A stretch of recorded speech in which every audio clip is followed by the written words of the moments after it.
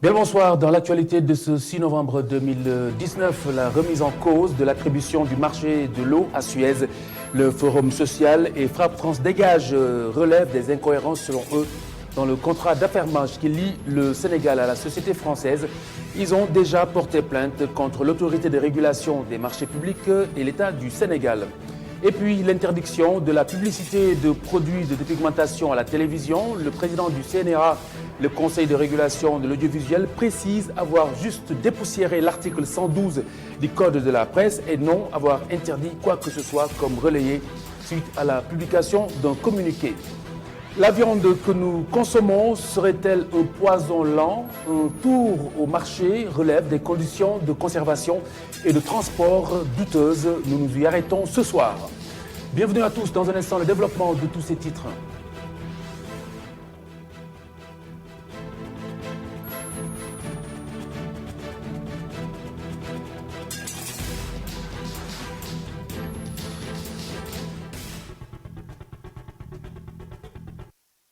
Bienvenue. Le Forum social sénégalais et le mouvement Frappe France Dégage, plus que jamais déterminés à s'opposer à l'arrivée de Suez au Sénégal. Les deux organisations qui exigent l'annulation du contrat d'affermage de l'eau qui lie l'État à la société française. La procédure d'octroi est incompréhensible et corrompue à leurs yeux. Ils ont rappelé devant la presse ce matin les 3 plaintes qu'ils ont déjà déposées dans le sens de leur combat. Un compte-rendu de cette conférence de presse, Cheikh Ougaï et Cheikh Hassan Affal.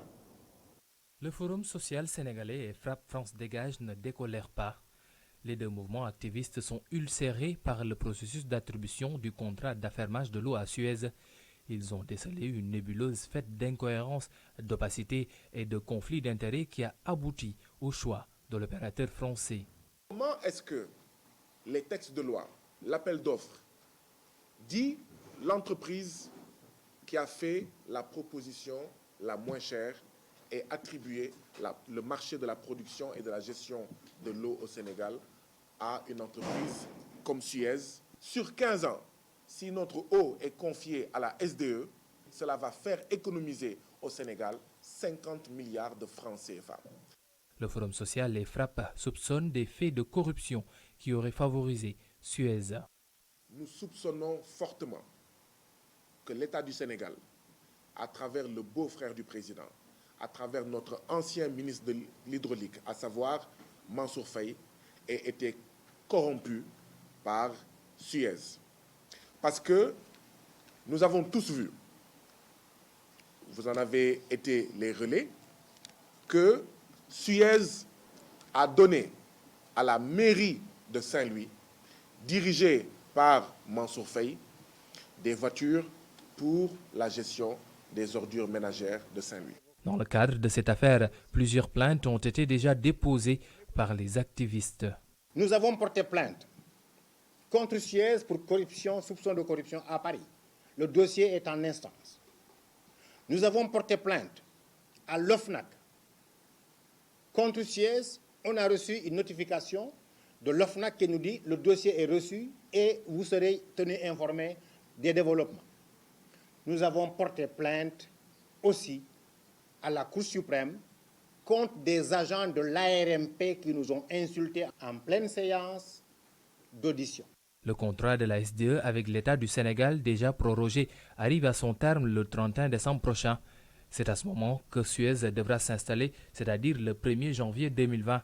Alors que la messe semble être dite, le Forum social et Frappe poursuivent la bataille, continuant de crier sur tous les toits que la procédure a été totalement viciée. Les mises en cause réagiront sans doute sur cette antenne dans nos prochaines éditions. Le président du Conseil national de régulation de l'audiovisuel qui dissipe l'imbroglio suscité par un communiqué du CNRA, document lu par certains comme une interdiction de la publicité de produits de dépigmentation à la télévision. Babacar Diagne souligne qu'il s'agit plutôt d'un rappel de l'article 112 du Code de la presse qui le stipule très clairement. Le voici au téléphone e-radio d'Ibrahim Kamara.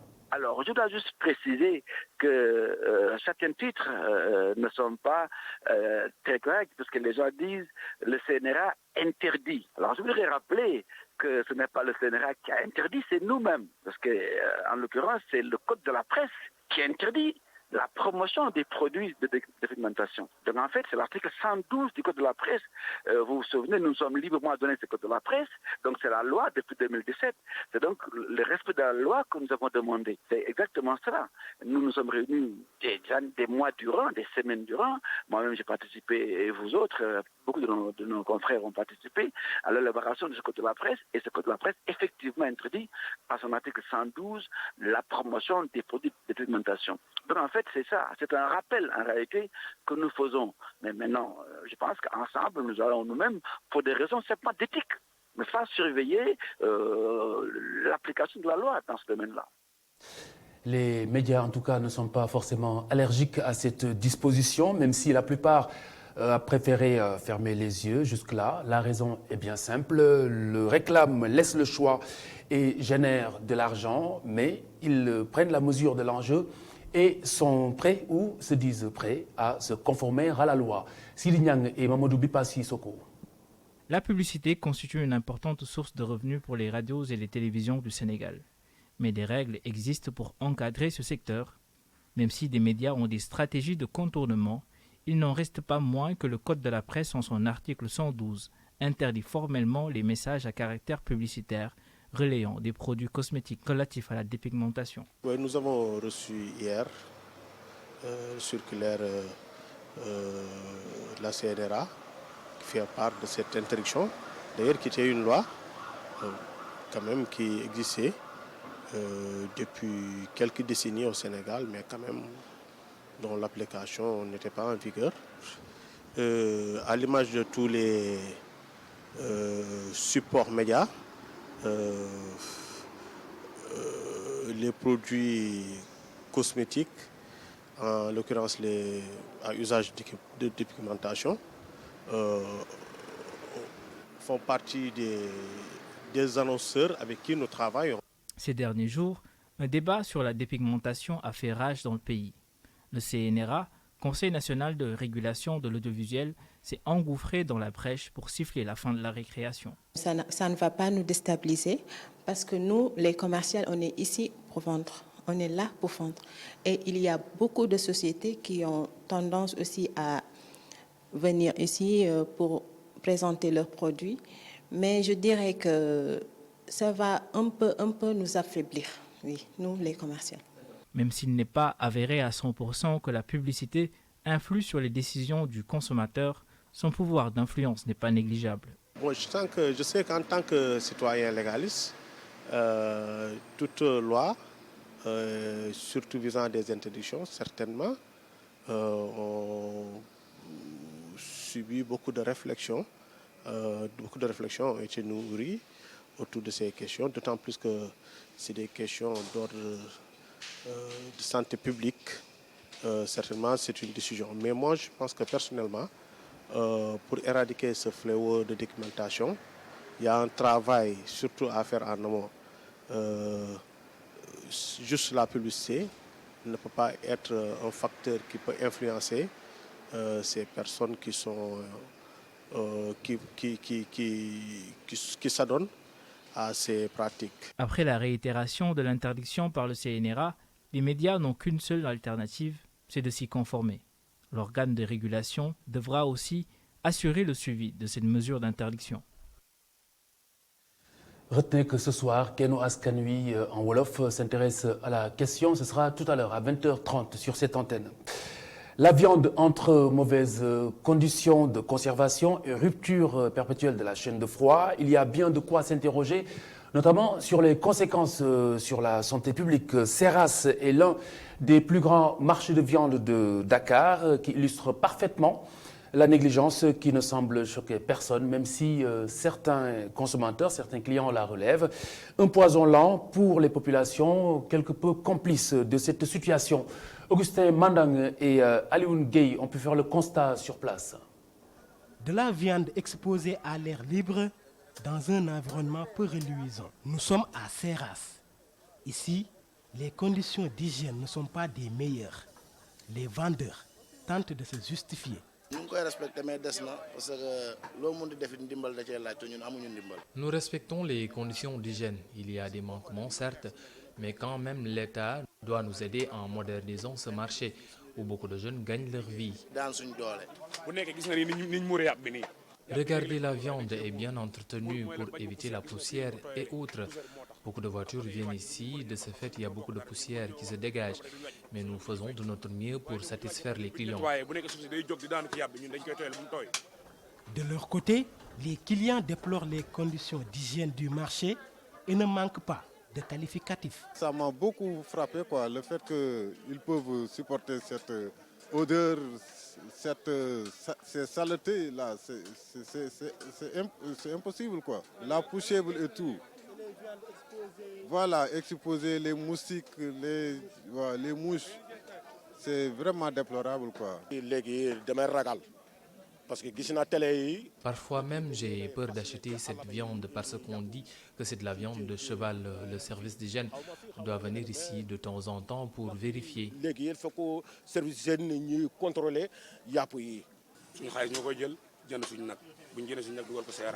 C'est nous qui achetons un taureau, on le tue et après on vend la viande par kilogramme. À la descente, on met la viande dans le frigo. Ça peut rester là-bas plusieurs jours. À côté de cette insalubrité notoire, se développe une nouvelle activité génératrice de revenus. La viande commercialisée est livrée par ces conducteurs de moto Jakarta. Une activité qui marche bien, selon ces livreurs. Souvent, en cours de route, ils peuvent tomber, mais les sacs sont très sophistiqués. La viande est bien entretenue. En tout cas, c'est un métier qui nourrit bien son homme. Je gagne bien ma vie. Très connu des Sénégalais, Seras est l'un des plus grands marchés de viande de la capitale. Mais aujourd'hui, l'insalubrité des lieux ternit sa réputation et risque de décourager les consommateurs. À moins qu'il ne s'appelle Cissé. Le million d'emplois promis par le chef de l'État est bien réalisable. C'est la conviction du directeur de l'emploi, Demba Diop, qui fonde sa religion sur le potentiel, dit-il, de 20 structures qui travaillent autour de l'emploi et de la formation au Sénégal, mais également d'autres ou 20 autres qui sont complémentaires, des assurances face à ce casse-tête qui résiste. Voici Demba Diop au micro de Omar Kane. On rationalise par la spécialisation des différentes structures ou on rationalise sur la base du nombre. Et je pense qu'aujourd'hui, le Sénégal a au moins 25 dispositifs qui agissent tous dans le domaine de l'emploi et de la formation. Et je pense que ces dispositifs-là mériteraient de se concentrer exclusivement sur leur cœur de métier. Les 50 000 et 60 000 qu'on a actuellement, si chaque année on fait l'effort d'investir et de créer 100 000 autres emplois ou 150 000 autres emplois, ça veut dire que sur les 5 ans, ayons 150 000 emplois, plus 50 000 qu'on a dans le système, on est à 200 000 emplois, multipliez ça par 5 ans, vous êtes à 1 million d'emplois. La grande difficulté des jeunes, c'est moins l'accès à l'emploi que l'information sur l'emploi. Le nouveau report des élections locales, de nombreux citoyens sénégalais restent indifférents à ce troisième report. Le ministre de l'Intérieur en a fait l'annonce hier dans un communiqué. Il en annonce la tenue avant le 28 mars 2021, sans plus de précision. Cheikh Gueye et Moustapha Gabar Diop sont allés à la rencontre de ces Sénégalais.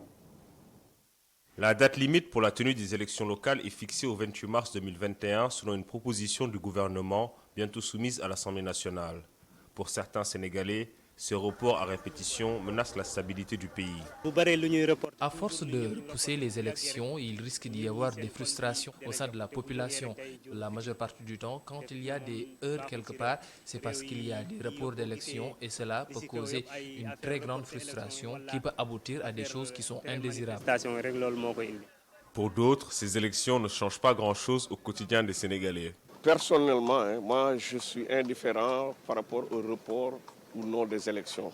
Tout simplement parce que, à mon avis, moi les mairies là ne servent à rien du tout. Moi je ne vois pas ce que les mairies apportent aux populations. Depuis l'acte 3, je ne vois pas une mairie en dehors de celle de ville ou de Guédiawaye ou de peut-être Pikine qui ont les moyens de leur politique. On a vu des mairies qui ne peuvent même pas payer des salaires. Ce nouveau report est vu par beaucoup comme étant une énième manigance politique en vue des autres échéances électorales. Peut-être qu'il y aura une amélioration, ils vont trouver un consensus, un terrain d'entente pour pouvoir régler cela, mais je me demande si c'est nécessaire d'améliorer ou de reporter ces élections. Pourquoi pas le faire en 2019? Et je me demande quelle est la question pertinente que ce gouvernement a pour reporter ces élections. C'est-à-dire faire les locales après les législatives. Ben pourquoi pas les coupler tout simplement? On peut les coupler, coupler les locales et les législatives. À partir du moment où aujourd'hui, il semblerait, bon je ne suis pas sûr, que l'élection du maire se fait au suffrage universel. Mais on n'a qu'à les coupler. On a vu des députés maires. Préalablement prévues en juin 2019, les élections municipales et départementales avaient été reportées au 1er décembre, puis à mars 2021. Le pouvoir et l'opposition sont toujours en désaccord sur les modalités du scrutin, notamment sur la question des parrainages et sur les cautions. L'appel du maire de Dakar Plateau, par ailleurs ministre de la Pêche et de l'économie maritime, à la bonne gestion des déchets, au respect de l'environnement et du cadre de vie, Alioune Ndoye qui s'exprimait en marge d'une cérémonie de signature d'une convention pour justement la gestion des déchets et la lutte contre les encombrements. Écoutez-le. Nous espérons que ce que nous allons faire va rencontrer une appropriation totale de la part des populations de Dakar Plateau. Que les premiers acteurs de cette politique seront ces populations de Dakar Plateau. Et quand nous viendrons dans un quartier pour faire, en tout cas, certaines actions, les premiers acteurs de cela, ceux qui vont le porter, ce seront les populations de Dakar Plateau, tout âge confondu. Et qu'après ce travail-là, le maintien également, ce n'est pas uniquement la force. Nous tous, nous aimons le bien. Ce maintien se fera également avec une implication totale des populations de Dakar Plateau. Voilà aujourd'hui notre espoir. J'espère que nous y arriverons, que Dieu nous prête en tout cas longue vie et capacité pour arriver à cela. Pour dire que ni vous, ni moi, ni quelqu'un d'autre ne se lève pour aller nuire en Sénégal avec quelqu'un. Nous nous levons pour apporter du mieux-être à ces populations sénégalaises. Nous nous levons aujourd'hui pour permettre à ceux-là de vivre dignement. Le cadre de vie est une étape cruciale, sinon indispensable pour cette dignité humaine.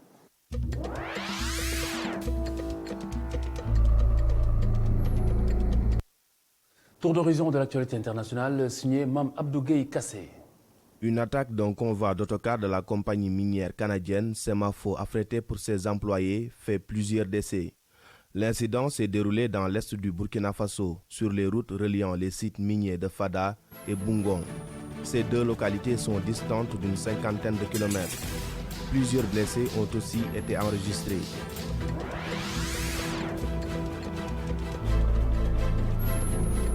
10 civils tués hier soir dans une attaque attribuée à la milice d'origine ougandaise des forces démocratiques alliées.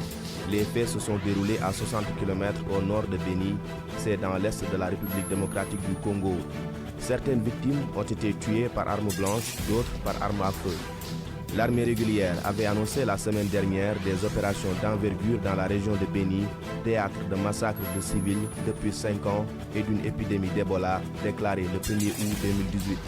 Un rapport des Nations Unies propose un retrait sur 3 ans des quelques 16 000 casques bleus déployés dans le pays. Le Conseil de sécurité doit prolonger dans les prochains jours le mandat de la MONUSCO.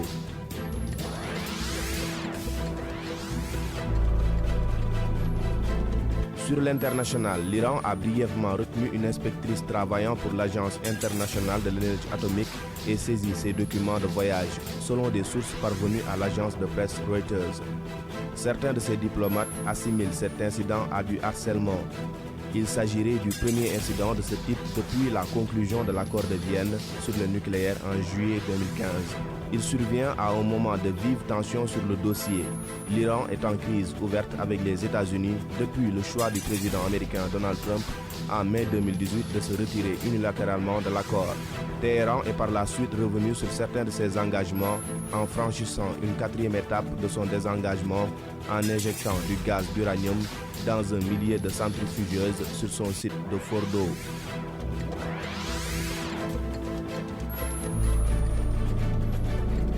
Aux États-Unis, les démocrates qui soupçonnent Donald Trump d'avoir abusé de ses pouvoirs dans l'affaire ukrainienne annoncent que les premières auditions publiques de témoins dans l'enquête vont démarrer la semaine prochaine. L'objectif est de rassembler les pièces du puzzle afin de destituer le président américain. Une nouvelle étape va donc s'ouvrir. Ces diplomates pourraient offrir des témoignages publics embarrassants après avoir été entendus à huis clos lors d'auditions fleuves par les commissions qui mènent l'enquête à la Chambre des représentants.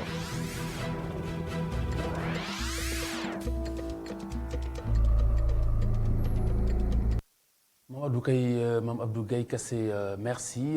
Ce soir, Mame Bou Kounta nous inspire dans quelques instants avec le professeur El Hadj Songué Diouf, Kenouaz Kanui, 20h30 avec Sodé Diakhoumpa, et puis à 21h, l'entretien exclusif avec Modulo, signé Ngagne Diagne et Malik Tchandoum, et puis le bourde que vous retrouverez juste après cette interview de Modulo, sacré roi des arènes par la presse sportive, notamment l'ANPS, qui a décerné ses trophées ici même dans les locaux de emedia.sn. Merci d'avoir suivi cette édition. Bonne soirée à toutes et à tous et au revoir, à demain.